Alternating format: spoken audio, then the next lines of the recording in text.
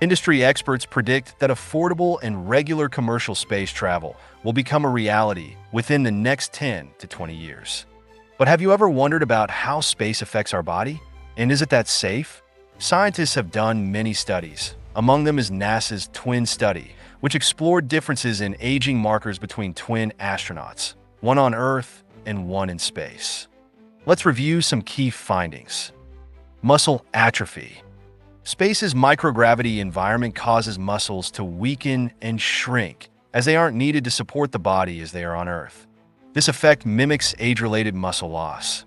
After returning to Earth, astronauts need months of rehabilitation to regain muscle strength. Bone density loss.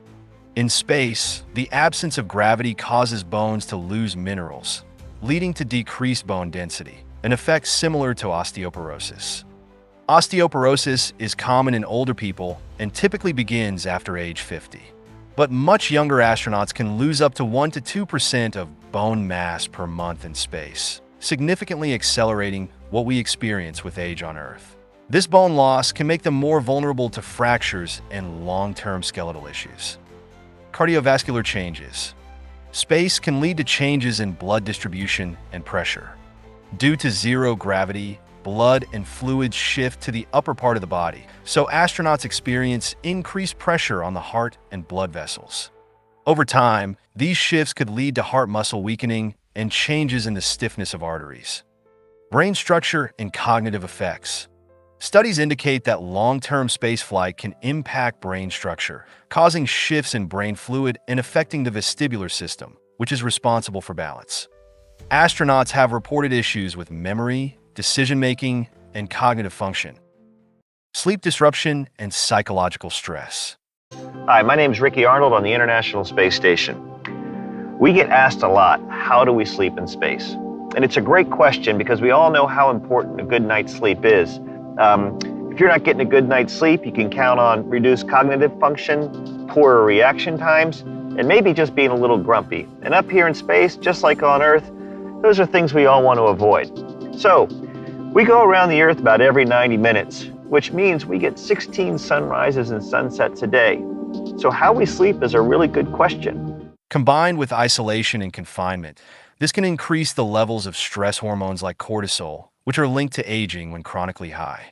So, we got our sleeping bag here, just almost like a sleeping bag on Earth. But as you can see, we have bungee cords that help hold us up against the wall, so I almost sleep standing up. And also, I do have a pillow. It's just a bag full of clothes, but I actually keep it up on the top of my head because I'm a little tall. In the crew quarters, I tend to hit my head on the ceiling when I'm sleeping. So I got my sleeping bag here. I got my bungee cords to hold me in. And then when it's time to go to bed, it's quite easy. Just unzip the sleeping bag, climb on under the bungee cord, climb into the sleeping bag, make sure you're nice and secure, zip yourself up, plan on getting a good night's sleep so I have good reaction times, my cognitive ability is what it should be, and that I'm not grumpy in the morning. So with that, I'm all set. Good night from the ISS. Immune system suppression. The immune system becomes less effective in space.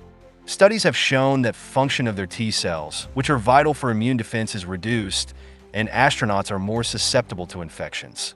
This phenomenon is similar to the immune system decline, which happens with aging. Oxidative stress and inflammation. The space environment, particularly cosmic radiation, generates high levels of oxidative stress in astronauts. Oxidative stress is a harmful process by which it is produced a higher level of reactive oxygen species, which damages our cells, promote inflammation, and accelerate aging. Telomeres and DNA integrity. For the twin study, we are going to be looking at telomere length and telomerase activity in the astronauts. What is that? Our DNA is packed in chromosomes.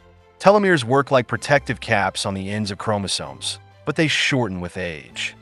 In a surprising twist, astronauts have shown lengthened telomeres during space missions, possibly due to the body's stress response.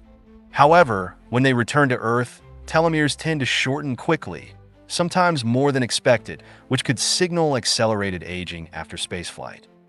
Space radiation exposure also leads to more DNA damage, mutations, inversions, and breaks, all of which are signs of aging at the cellular level and could increase the risk of age-related diseases like cancer.